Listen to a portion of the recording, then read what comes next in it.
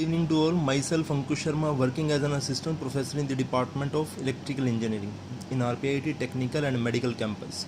So today we will see and discuss about the transformer in real, or practically we will see here the different parts of transformer which is used in our stabilizer, in our inverters, in laboratory kits on which we are performing various practicals on electronics kits, etc. So we have already discussed in previous videos what is transformer. So basically a transformer is a static device which transfers electrical energy from one place to another place or one circuit to another circuit without any change in frequency, but voltage level can change. So here practically we will see its construction, its various part of a small transformer and its working, how it works. So this is the cover removed. We will remove the cover and then we will see here this is 12 volt transformer, and another one is this is 909 volt transformer. So here we will see this is the transformer. Here this is the core of transformer. This is the laminated core of transformer. So we can see here these are the laminations, and this is the laminated core, and this is the former on which the windings are wound. So these are the two terminals of output and these are the two terminals of input. So this is the step down transformer. From here we will apply the 230 volt single phase supply and we will get from here 12 volt supply. So 12 volt we will get from output side. So we will see the constructional part.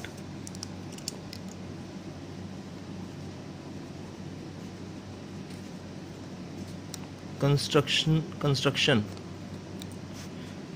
So basically on the basis of core construction,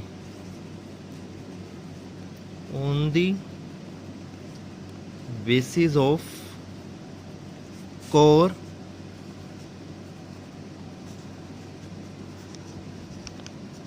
construction, there are two types of transformer. First one is shell type and second one is core type transformer.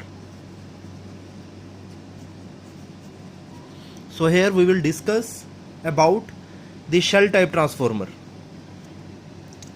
So see, in shell type transformer, basically the main elements of a transformer are two coils and a laminated core. These are the two windings or two coils and a laminated steel core. So this is the laminated core. The two coils are insulated from each other as well as from the steel core, these two coils. So the core of the transformer is constructed from the laminations of silicon steel assembled to provide a continuous magnetic path. So at usual flux, the densities of the silicon steel material has low hysteresis loss. The core is laminated to minimize the eddy current loss. So this is the core here, the laminated core, which is used to minimize the eddy current losses. And the laminations are insulated from each other by a light coating of oxide layer, and the thickness of these laminations varies from 0.35 mm to 0.5 mm. So here we can see, so according to the core construction, there are two type of transformer, shell type transformer and core type transformer. So in shell type transformer we will use here the E and I type stampings. So here we can see these are the E and I type alphabet. If we see, so this is the alphabet of E shape laminated stamping, and this is the I type. So for making of this shell type transformer, so this is the shell type transformer, we will use these stampings in this way, E and I. So if we will joint these laminations to each other with the laminated stampings, or when we insulated these stampings to each other, then we will get a laminated core, and this laminated core will be in this form. There are three limbs. First one center limb, and this one another limb. So there are three limbs. So here we can see there are three limbs, first one, center one, and another one. And in case of shell type transformer, the individual laminations are cut in the form of E and I strips as shown here. Now in order to avoid high reluctance at the joints where the laminations are butted against each other. So in shell type transformer, the core has three limbs, first one, second one, and third one. The central limbs carries whole of the flux. The central limb carries whole of the flux, whereas the side limbs carry half of the flux. Now therefore the width of the central limb is about double to that of the outer limbs. Here we can see the width of central limb is doubled as comparison to other or side limbs. So both the primary and secondary windings are placed on this central limbs. We can see here these windings are placed on the central limb with the help of this former, because the windings are insulated from each other. Now the low voltage winding is placed nearer to the core, the low voltage winding placed nearer to the core, and the high voltage windings is placed outside the low voltage windings to reduce the cost of insulation placed between the core and low voltage winding. So in this case also the windings are foam wound is cylindrical shape, and the core laminations are inserted. Now here we will wound the windings, low voltage winding and high voltage winding, on central limb. So these windings are insulated with each other. There is no electrical connection between primary winding and secondary winding. So we will make the laminated core with the help of these stampings. The material is used silicone steel material for reducing the hysteresis losses, and the core is laminated here for reducing the eddy current losses. So we can see this is the another transformer, and the construction is same. So these are the main important part, the transformer core and the windings. So basically the windings are used here of copper material. So here we can see this is the same structure, the laminated core. So if we see another core type transformer, so in core type transformer we will use L type strips.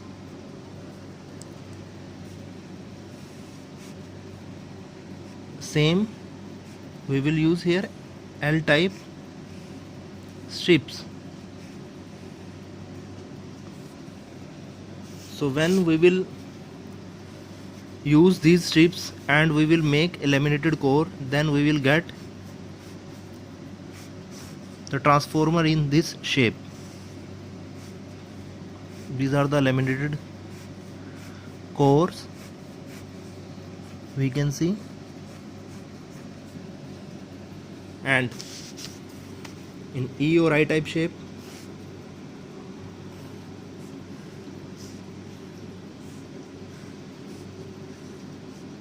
We will use E and I shape strips. So E and I shape strips. Then if we use various stampings, then a laminated core will be in the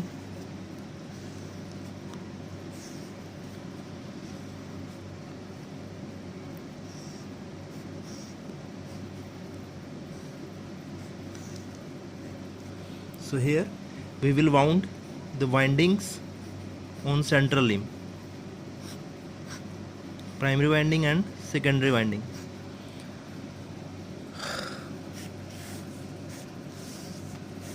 So this is the laminated core